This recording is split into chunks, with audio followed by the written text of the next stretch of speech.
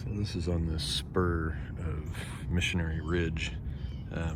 Back that way is Crest Drive, with the actual crest of the Missionary Ridge up where that house is. But this spur sort of juts out, and you can see in the trees here that it starts to drop off pretty steeply.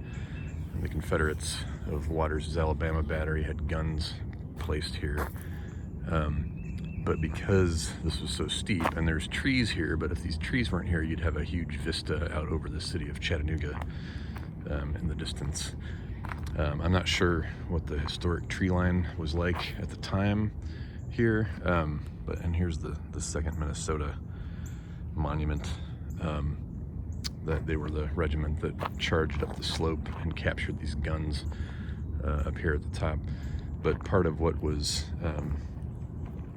helpful for the Federals was the very steepness of this, and the guns weren't able to fire at them once they got close enough where they could kind of catch their breath just before they reached the top of the slope here.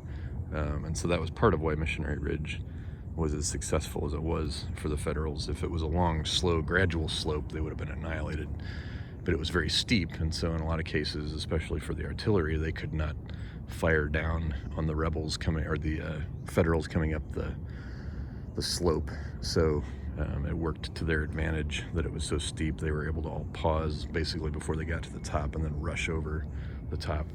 Part of the problem too was that aside from like guns like these that were kind of in a forward position, most of the Confederates were too far back on the natural slope of the ridge, where they could not fire at the Union troops as they came up the slope. So that worked to the Union's advantage that the rebels weren't quite in the right position at the top of the ridge.